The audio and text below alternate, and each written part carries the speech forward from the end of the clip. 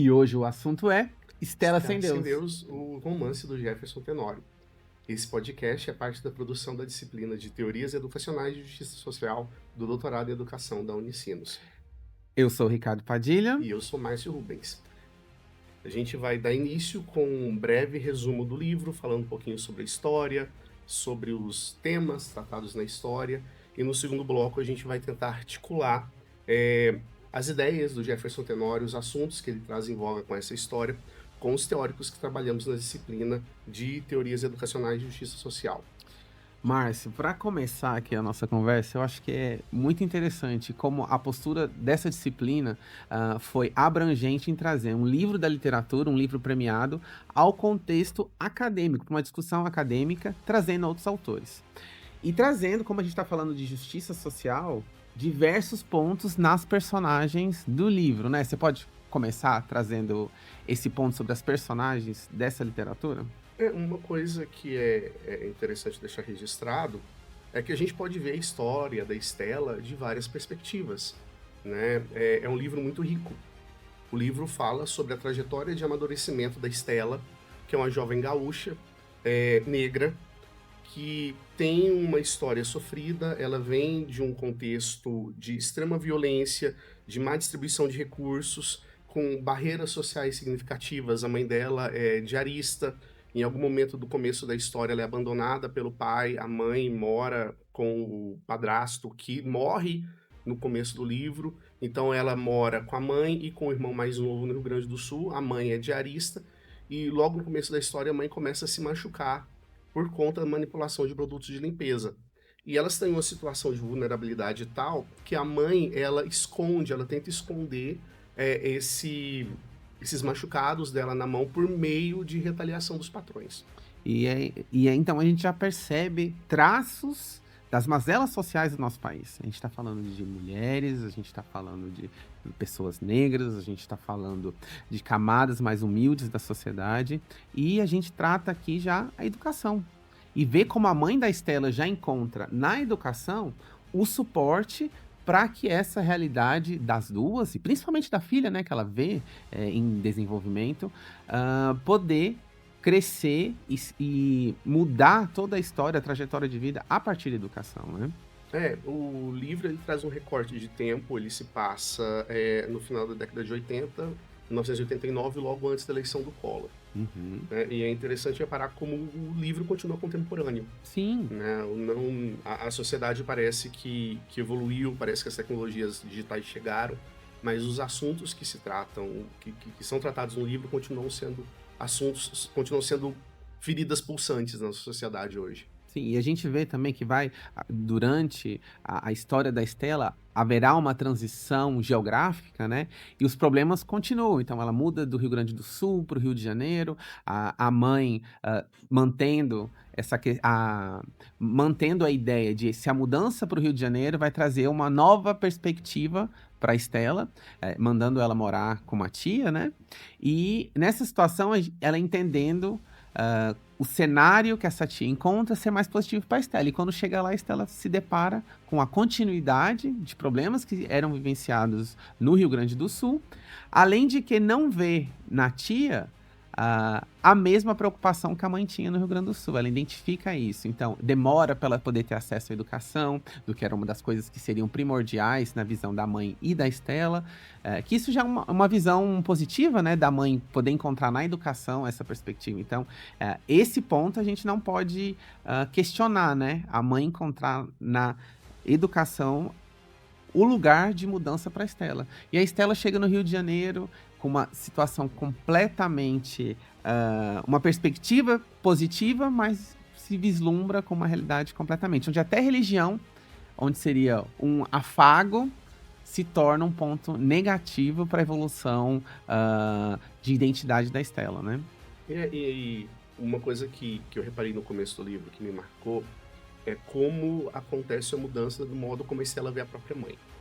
No começo do livro, a mãe da Estela é aquela fortaleza. A Estela identifica na mãe dela o arrimo de família.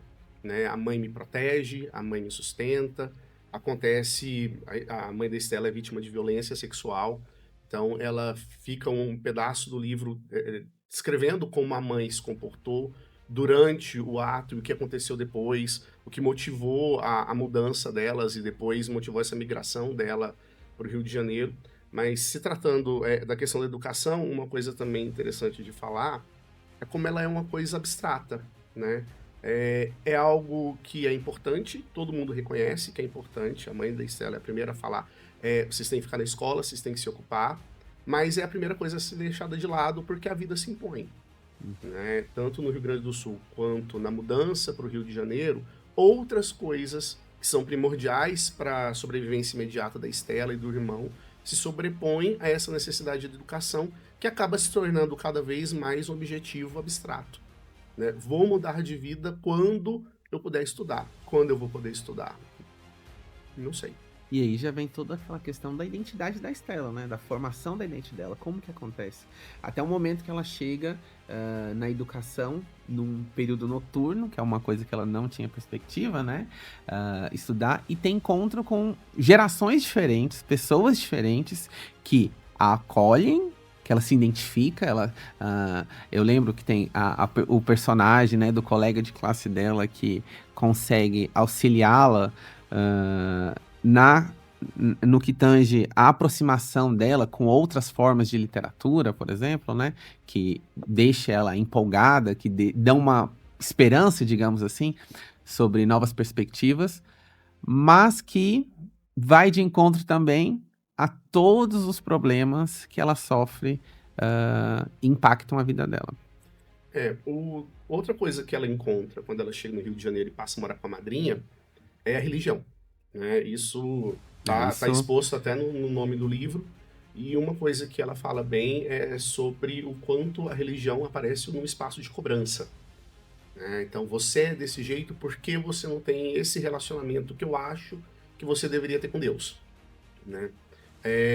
E ela se vê até obrigada a participar daquela religião por buscar um perdão, né? Tipo, essas coisas horríveis que aconteceram com a minha família aconteceram. Então, se eu ficar na igreja, se eu seguir aquela doutrina daquela forma, que a madrinha disse que é a forma certa, isso não vai mais acontecer. Então, a religião que ela é apresentada no Rio de Janeiro é uma religião no lugar de culpa, né? Uma religião no lugar de ameaça até. Essas coisas estão acontecendo porque você não está tendo esse relacionamento que eu acho, é sempre externo, que eu acho que você deveria ter com Deus. E todos regidos por uma literatura de interpretação ambígua, né? Que a gente está falando aí, nesse momento a gente está falando de uma religião específica, né, da madrinha dela. Mas a gente pode trazer essa discussão, como a gente falou desde o começo, para os dias atuais, onde a religião justifica comportamentos completamente questionáveis na nossa sociedade, especialmente sociedades contemporâneas do Ocidente, trazendo como referência. Eu acho que é bem proposital. Em nenhum momento o Tenório ele fala de uma religião específica. Sim. Inclusive, ele mistura elementos de várias vertentes cristãs para compor a religião, porque a crítica não é necessariamente sobre a Bíblia ou sobre os dogmas, mas da maneira como a religião é usada muitas vezes como elemento de coesão social, de controle social, de formação de justificativas para alguma narrativa específica, em detrimento de outras. E o que torna a leitura também possível de identificação para qualquer tipo de pessoa, né? Que lê o livro e possa fazer parte de algum grupo religioso que impacta de forma tão ativa assim na vida de uma pessoa, né? E a evolução da Estela, Márcio, como você vê esse percurso da Estela indo para a conclusão do livro? A Estela sempre foi sua própria pessoa, né? Ela sempre teve agência. Apesar das coisas acontecerem com ela, ela reagir no começo meio que de forma involuntária, ela sofrer as consequências das ações de outros. O livro é muito a trajetória da Estela como formação enquanto pessoa. Ela sempre quis ser filósofa, ela sempre quis cursar uma universidade, ela sempre teve as ideias próprias e questionou o lugar dela no mundo, o lugar da mãe no mundo, mas mais pro final do livro, o lugar dela enquanto pessoa separada da mãe, enquanto pessoa separada do irmão. né? Ela reconhece as trajetórias da mãe e do irmão, o irmão continua na igreja. Mas, principalmente no final do livro, surge com muita força essa questão da Estela enquanto sua própria pessoa, enquanto agente de seu futuro. E uma coisa que, somando ao que você disse, que eu identifiquei também, é o papel da mãe para Estela ser essa pessoa. Ser capaz de identificar de fazer essas reflexões. Porque se a mãe, mesmo do seu jeito, que em alguns momentos não tão amorosos, mas que fortalecia essa importância da educação, fez com que a Estela percebesse desde o começo a necessidade de identificar ela. Ela como ator da sua própria vida. Então eu acho que enaltece o papel da mãe na educação dela, mesmo na realidade que elas se encontravam, fez com que a Estela se tornasse essa pessoa com esse caráter reflexivo e que identificava no seu dia a dia os meandros do que ela se tornou. E mesmo depois que a Estela volta para a educação formal, depois que ela começa a cursar o curso noturno, os problemas não deixam de acontecer. Exatamente. Então é um caminho, a educação é um caminho, mas é um caminho que, naquele contexto social, é um caminho que continua sendo tortuoso. Né? Mesmo depois que ela retoma o curso noturno, ela continua imersa em certos problemas, as coisas continuam acontecendo com ela, e a gente tem sempre a visão dela de como as coisas deveriam ser. A reação dela a como as coisas estão postas a ela, naquele contexto, mesmo depois de voltar para a educação formal. E uma outra coisa aqui, um link que eu fiz também desse livro, que é um documentário Ilha das Flores, que também me lembrou, porque também se passa no Rio Grande do Sul, em Porto Alegre, porque a gente consegue retratar a questão de como a pobreza afeta as pessoas, como a educação que não tinha na Ilha das Flores, mas que aquelas pessoas que fazem parte daquele contexto não conseguem chegar aonde a Estela, por exemplo, conseguiu chegar, porque em comparação a gente tem extremos aí. Então, por algum momento me fez, por ser em Porto Alegre também, me fez lembrar desse documentário, que é muito interessante também, que pode agregar. E essa questão do conseguir chegar é uma coisa que a gente vai problematizar depois. Sim. Quando a gente trouxer os autores que a gente trabalhou no decorrer da nossa disciplina. Mas mesmo a vida da Estela, principalmente na metade final do livro, é um constante jogo com essa questão de conseguir chegar. O que é conseguir chegar? Uhum. O que eu quero fazer da minha vida agora? Né? Muitas vezes os personagens que estão ao redor da Estela, as coisas acontecem com ela e são meio fatalistas. Tipo, você precisa fazer desse jeito. Ou eu quero que você faça desse jeito. E ela se impõe. Não é isso que eu enxergo pra mim.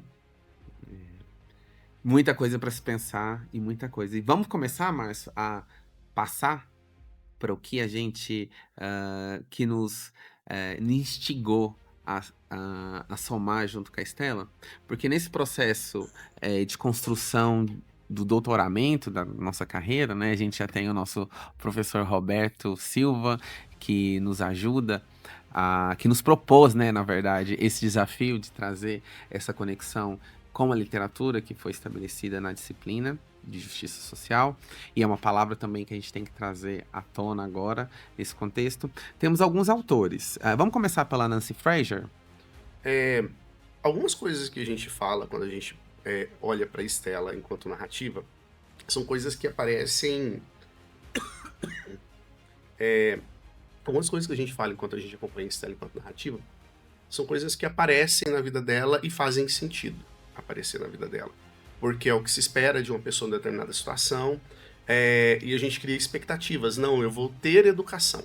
A partir do momento que eu estiver inserida na universidade, as coisas vão acontecer comigo dessa forma.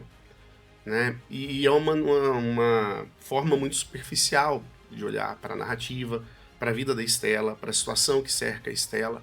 Né? E quando a gente vai muito para essa questão de eu preciso fazer isso, né? É tudo uma questão de eu fazer, uma questão de eu colocar meu esforço nisso, a gente tende a ficar cego para tudo que ocorre ao redor desse eu. Né? A Estela não está solta na sociedade, ela pertence a uma determinada conjuntura social, ela pertence a uma família que está estruturada de determinada forma, ela está em um determinado contexto geográfico, um determinado contexto político, um determinado contexto econômico, determinado contexto racial e de gênero, né? Então, quando a gente começa a olhar esses contextos que cercam a história da Estela, a gente começa a perceber que talvez olhar isso como uma simples questão de eu preciso fazer isso, eu posso fazer isso, eu devo fazer isso, é simplificar muito a narrativa. E aí a gente pode trazer também o Krenak, o Ailton Krenak, que também é contra essa questão da educação, moldar as pessoas como elas devem ser, né? Então ele defende uma visão mais indígena, que foca na produção da pessoa. Então ela viver as suas experiências, o bem viver e uma harmonia entre comunidade, natureza e ancestralidade. Que aí são pontos que a gente pode identificar na trajetória da Estela, porque tudo ao redor dela afeta ela. Então não é a moldura da sala de aula do que o padrão para todo mundo vai funcionar para a Estela ser o que ela precisaria ser, ou o que a sociedade espera que ela seja. Então é um ponto que a gente também pode abordar e pode discutir sobre isso, né? E articulando essa ideia do Krenak, é sempre ir no futuro, né? Vou ser isso quando eu me formar, vou ser isso quando eu tiver acesso, vou ser isso quando eu me tornar o que a sociedade espera que eu me torne, sendo que eu já sou, né? Eu já sou o que eu sou desde sempre, né? Essa questão da maneira como o Krenak põe até a influência do pensamento indígena, do pensamento nativo aqui sul-americano na história e da maneira como eles veem as coisas, é muito para combater isso de eu no futuro vou ser, né? Que é uma maneira bem deturpada, às vezes, de ver educação. Então, isso aqui eu estou fazendo para o futuro. Estou me moldando para o futuro. Estou me moldando para o que a sociedade espera que eu seja e eu só vou ser útil, só vou ser gente, só vou ser cidadão quando eu chegar naquele ponto, quando eu tiver lá meu curso superior, quando eu tiver minha educação formal, sendo que eu já sou, né? A minha identidade é construída sempre. E sobre o ponto de partida das coisas, reflexão sobre o ponto de partida, Márcio. A gente teve um autor que também fez parte da nossa trajetória nessa disciplina, que é o Michel Sandel, e ele fala muito sobre o ponto de partida das coisas, que é mais importante do que o esforço individual das pessoas. E o ponto de partida pode ter um referencial complexo, se a gente pensar, porque a gente está falando de uma sociedade onde a justiça social é deficitária, onde a gente não tem o acesso uniforme de oportunidades para as camadas sociais que referenciam o Brasil. Então, como que a gente pode trazer luz a esse tipo de discussão? Voltando para aquela questão do mérito, né? Quando eu me formar, quando eu tiver o acesso, quando eu tiver o diploma, e isso parece tão natural para algumas pessoas. É óbvio que eu vou me formar, é óbvio que eu vou ter acesso a isso. E para a Estela não é, né? E quando a gente pensa na trajetória da Estela, desde o começo até o final da história dela, você vê que é uma trajetória de superação de desafios, né? O desafio de onde eu nasci, o desafio de onde eu tô agora, o desafio de onde eu preciso ir, o desafio das coisas que acontecem comigo, enquanto eu estou inserido naquele contexto social, enquanto eu estou inserido naquela sociedade, enquanto eu estou inserido naquela igreja, enquanto eu estou inserido naquele pensamento de mundo. E cada pessoa tem sua história, cada pessoa tem seu contexto, né? Principalmente para classes sociais que não estão no controle das políticas públicas, no controle do dinheiro, da economia, dos recursos, isso não é nada posto, né? O ponto de partida da Estela não é o ponto de partida dos colegas de sala dela, que não é o ponto de partida dos colegas da cidade, que não é o ponto de partida de todos no país. Então, quando a gente pensa nessa questão de todo mundo tem que chegar no mesmo lugar, a gente pensa, mas as pessoas saem de lugares diferentes, né? Para mim é fácil chegar na minha escola, eu moro do lado, ou a via asfaltada, ou eu tenho carro. Para a Estela não, né? O esforço que a Estela precisa fazer para superar aqueles obstáculos é realmente o mesmo esforço que todo mundo, ou que as pessoas que estão em outros bairros do Rio de Janeiro, por exemplo, pensando na história dela, é o mesmo esforço? E são, de alguma forma, obstáculos invisíveis também, que ficam invisíveis perante outras classes sociais. Por exemplo, transporte para chegar numa escola. A distância, não é nem o transporte, a distância da escola. Ah, o material didático, a gente está falando da formação dos professores. É uma série de fatores que, se elencados separadamente, vão gerar aqui discussões gigantescas e que são cases de estudos de nossos colegas, né, de outros pesquisadores, que também impactam nessa discussão e nessa reflexão. E falando sobre isso, Márcio, tem mais um autor que eu queria trazer aqui sobre que traz a questão da concentração de renda e o impacto disso na sociedade. Então a gente está falando do Thomas Piketty. O que acontece com essa questão de concentração de renda? O Piketty fala uma coisa que também aparece em outros autores, aparece principalmente no Sandel. O Krenak também fala um pouco disso. Que você gerando essa desigualdade de renda, essa desigualdade de oportunidade, essa desigualdade de recursos, desigualdade de acesso, inclusive desigualdade de representação, é contra a comunidade, né? Isso erode aquele conceito que você tem de você estar na mesma comunidade, na mesma sociedade, que as pessoas que estão no mesmo bairro, estão na mesma cidade, que estão no mesmo país, a ponto da gente não se ver mais como sociedade, né? Então acontece um exacerbamento da questão das diferenças.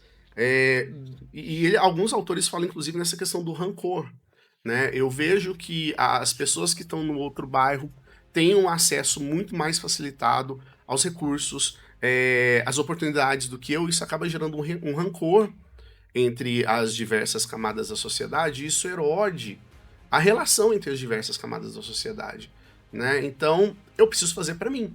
Eu preciso salvar o meu lado. Eu preciso enxergar o meu só. Isso sendo resolvido, o resto da sociedade está contra mim. E é um discurso que o Sandel faz, que o Piketty faz, que é isso, é anti-sociedade. E pensando, aqui a gente já trouxe 4 autores, né? Que a gente vê que convergem em diversos pontos, convergem com a história da Stella. Isso, se você me permite, Márcio, eu também recentemente fiz uma leitura que pode ilustrar um pouquinho essa discussão sobre os investimentos, essas políticas educacionais. Que hoje em dia no Brasil, também quando se pensa, a gente pensa como é inverso a administração dos recursos para o desenvolvimento educacional. A gente fala de uma educação básica com baixo investimento, onde a camada social mais humilde tem acesso, só que quando evolui para o ensino superior, é a camada que consome o ensino privado. E a gente tem também o inverso, que é a camada, a classe média, classes mais altas que frequentam o ensino básico privado, que são os que de fato têm acesso à escola, à universidade pública. Então é um outro contexto. O Akari é um autor que eu também trago aqui, te apresento, que fez parte da minha literatura essa semana, que também me faz refletir sobre essa questão e traz a Stella também nisso, porque aonde que ela esteve e está hoje em dia. Então é uma coisa que a gente pode pensar. E também dialoga com os outros autores que a gente apresentou aqui. Vou fazer uma pergunta agora para a gente já caminhar para o encerramento dessa conversa. E queria ressaltar para quem está nos vendo, nos ouvindo, que vamos disponibilizar os links, né, desses autores para quem quiser aprofundar esse assunto, que a gente sabe que aqui é um momento curto, não vai dar para a gente ter acesso profundo sobre cada autor, mas a gente vai colocar na descrição as referências que a gente está utilizando aqui. A pergunta é, Márcio, as políticas educacionais e sociais seriam realmente capazes de ir além daquela igualdade formal de oportunidades? Pensando como professor atuando no ensino superior.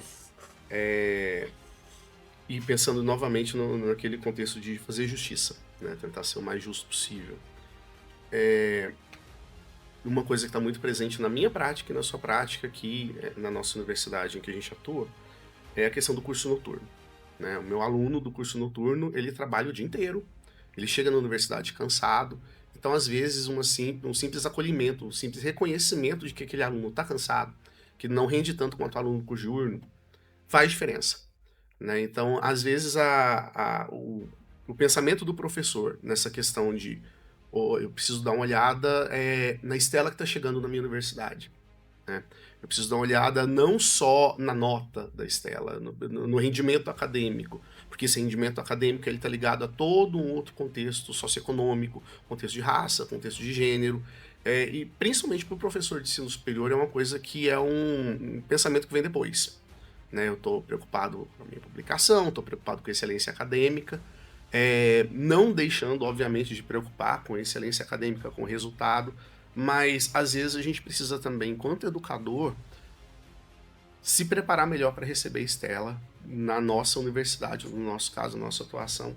Isso às vezes é realmente dar um prazo maior para entregar um trabalho, entender que o aluno chega cansado, entender que o aluno teve um dia inteiro de trabalho, às vezes o aluno é o responsável pela família, tem filho pequeno, né, que são pensamentos que o professor, principalmente o professor universitário, delega para um segundo plano, às vezes, né? Principalmente quando não tem uma formação em educação, não tem esse sentimento de docência tão forte. E é uma coisa que esse tipo de sensibilidade tem que ser uma ferramenta da prática docente, né? Então, utilizar os recursos não só didáticos, mas recursos de sensibilidade da humanidade, para poder identificar isso, ter um olhar mais atento ao dia a dia. A gente fala em muitos aspectos, sobre empirismo, né? Eu acho que empirismo pode estar muito relacionado com sensibilidade também, que é treino do olhar, para poder identificar possibilidades, identificar problemas, e eu acho que a sensibilidade também é uma ferramenta que aproxima. Então, aproxima não só a Estela do futuro dela, mas aproxima o próprio professor no ganho que ele pode ter em estar próximo de pessoas que precisam de ajuda. O ganho é mútuo, né? E os recursos materiais institucionais também são importantes. Então, propor projetos, estar próximo da extensão, estar próximo dos assuntos estudantis. Aqui eu trago essas referências relacionadas às pró-reitorias que a gente tem aqui na Universidade de Rio Verde, aqui na UniRV. Então, e a direção do curso, né? Tá sempre atenta a tudo que está acontecendo. E isso não é uma opção, né? Se a gente quer ser uma sociedade, se a gente quer construir um país, principalmente agora, a gente tá vendo essa ascensão, quase invasão das ferramentas tecnológicas, sendo que muita gente ainda não tem acesso à internet, não tem água encanada, não tem saneamento básico em casa, e a gente quer preparar uma sociedade para adentrar no mundo com inteligências artificiais. Então, isso não é uma opção, isso é uma obrigação do professor que atua no curso superior. No mais, eu só queria deixar como recomendação a leitura desse livro, para todo mundo que trabalha, que pensa com educação, que está se inserindo no contexto da educação, para que a gente entenda também que a jornada é diferente para cada um, que algumas pessoas, por determinadas características, têm pontos de partida diferentes. A gente tem que estar ciente desses pontos de partida e a gente tem que preparar, enquanto professor de ensino superior, eu tenho que preparar sim o profissional para entrar no mercado, mas sem deixar de lado o conhecimento de que esse profissional está inserido em uma sociedade, tem um contexto, tem uma vivência anterior à universidade. E preparar oportunidades. Estar aberto, pensar num contexto maior, porque às vezes a gente fica preso na redoma dos muros institucionais, onde cada um faz parte. E a gente tem que pensar além disso aí, né, Márcio? Márcio, te agradecer a oportunidade de conversar com você. Agradecer ao professor Roberto, que instigou a gente estar aqui tendo essa discussão. Agradecer também à Universidade de Rio Verde, que nos possibilitou gravar essa conversa, esse podcast aqui nos estúdios da Ascom. E obrigado por estar comigo nessa jornada, Márcio. Obrigado, professor. Então, obrigado, a gente se vê, curta, e as referências vão estar aqui na descrição do vídeo. Tchau, tchau.